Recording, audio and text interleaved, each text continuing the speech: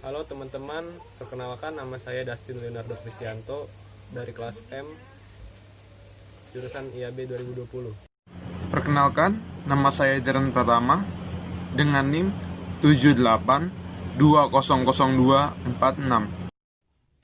Perkenalkan, nama saya Devi Angelin dari jurusan Administrasi Bisnis kelas M dengan nomor induk mahasiswa 74200.79. Perkenalkan, nama saya Daniel Joana Cuaca dari jurusan Administrasi Bisnis kelas M dengan NIM 712038. Nama saya Devin Tristan Lauren dengan NIM 79200254. Hari ini kami akan membahas mengenai konsep bisnis berbasis social entrepreneur. Oke, sebelumnya kami akan menjelaskan mengenai social entrepreneur. Social entrepreneur itu sendiri merupakan suatu usaha atau bisnis, di mana perusahaan tidak hanya mencari keuntungan semata. Jadi yang dicari itu nggak cuman keuntungan, namun juga terdapat unsur sosial di dalamnya yang membawa dampak yang baik bagi lingkungan maupun masyarakat. Nah, pengusaha social entrepreneur ini memiliki orientasi sosial, memiliki kemampuan untuk memandang masalah sosial yang dihadapi masyarakat, lalu menciptakan solusi melalui inovasi yang bersifat jangka panjang.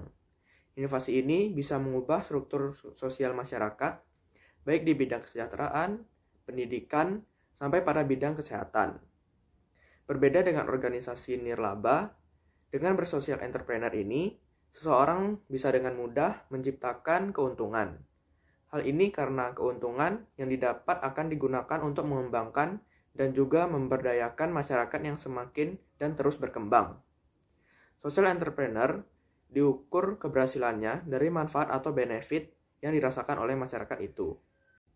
Nah, tujuan dari social entrepreneur ini yaitu menjalankan misi sosial dan juga memaksimalkan profit atau keuntungan yang didapat. Menjadi seorang social entrepreneur, ini akan selalu berkorban dan memiliki tindakan yang tanggap ketika terdapat sebuah permasalahan sosial baik di lingkungan sendiri maupun dari luar. Wirausaha yang berani mengambil resiko, berinovasi, memiliki tekad yang kuat, dan selalu berupaya terhadap perubahan menjadi sifat yang harus dimiliki oleh entrepreneurship ini. Ada yang mengatakan bahwa social entrepreneur adalah seseorang atau wirausahawan yang memiliki ide untuk menyelesaikan masalah yang tak disentuh atau tidak tersentuh oleh pemerintah dengan caranya sendiri. Hal ini tentu membutuhkan sebuah komunitas yang menjadi ekosistem seorang entrepreneurship itu sendiri. Di sini, kelompok kami akan membuat suatu konsep bisnis yang membawa dampak bagi masyarakat Indonesia. Kami akan membuat suatu perusahaan ekspor yang bergerak di bidang komoditas sumber daya alam di Indonesia. Kami akan mengambil contoh vanili, karena di luar negeri vanili memiliki permintaan yang sangat banyak, dan harga jualnya diperkirakan mencapai 5 juta per kilo. Petani-petani mematok harga sebesar Rp800.000 per kilonya. Selain kita mendapatkan keuntungan materi yang cukup besar, kita juga dapat membantu memajukan kehidupan para petani-petani lokal di daerah penghasil vanili. Dampaknya bagi lingkungan apa sih? Yakni kita bisa memberikan edukasi kepada mereka, bisa juga dengan membantu mereka untuk menjual atau membuat home industry buat diekspor, untuk kemudian digunakan sebagai pupuk yang berkualitas. Oleh karena itu, ada beberapa tips agar sukses menjadi seorang social entrepreneur. Berikut tips-tips ini akan menjadi langkah agar tujuannya bisa tercapai.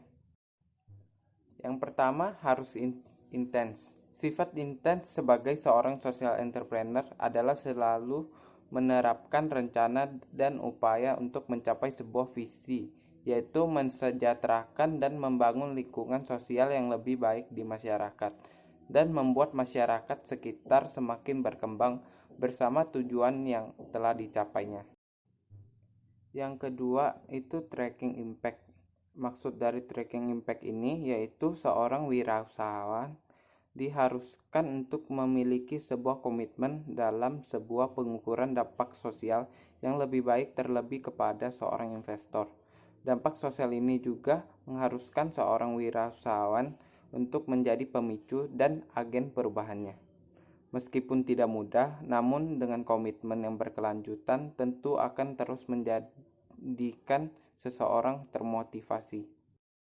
Yang ketiga, selalu menulis rencana yang ada. Sama seperti halnya ketika melakukan bisnis apapun, social entrepreneurship juga mengharuskan sebuah rencana yang akan menjadi tujuan dari bisnis yang dijalankan. Namun ketika rencana bisnis yang biasanya bertujuan untuk mencari sebuah keuntungan, lain halnya dengan social entrepreneur yang bertujuan untuk memecahkan dan juga menangani masalah yang ada di masyarakat. Yang keempat, melakukan riset market. Meskipun berbeda dengan usaha konvensional, social enterprise juga harus melakukan sebuah riset pasar sebelum menjalankannya. Hal ini dikarenakan untuk mencegah sebuah kerugian besar akibat perencanaan yang kurang matang. Riset pasar ini juga bertujuan untuk menangkap peluang yang ada agar bisa menjalankan bisnis dengan baik. Yang kelima, fokus pada customer experience.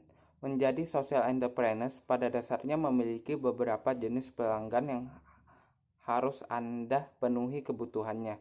Hal yang pertama yaitu orang yang berbuat tanpa mengharapkan sebuah imbalan. Pada dasarnya berfokus pada pengalaman customer untuk memberikan pengalaman yang menyenangkan akan berimbas pada bisnis yang Anda jalankan.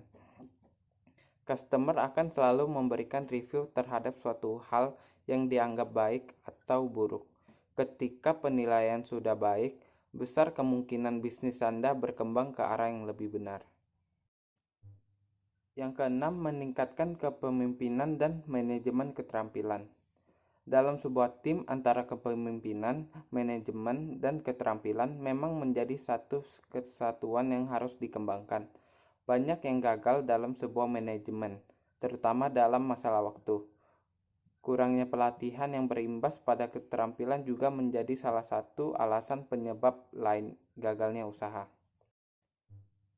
Yang ketujuh, jalankan pada waktu yang tepat. Ketika bisnis memiliki banyak pesaing, tentunya mengharuskan pembuktian bahwa produk kita lebih baik atau lebih unik dari kompetitor. Hal tersebut juga berlaku bagi social entrepreneurship. Namun yang menjadi dasar dan penting hal ini bukanlah itu saja. Yang kedelapan, bangun jaringan. Jaringan dalam sebuah bisnis berfungsi untuk saling mensupport serta memberikan arahan ketika terdapat kendala. Dengan pengalaman yang berbeda dan saling tukar pikiran, tentu akan menambah ceruk pasar. Yang kesembilan, menunjukkan nampak nyatanya.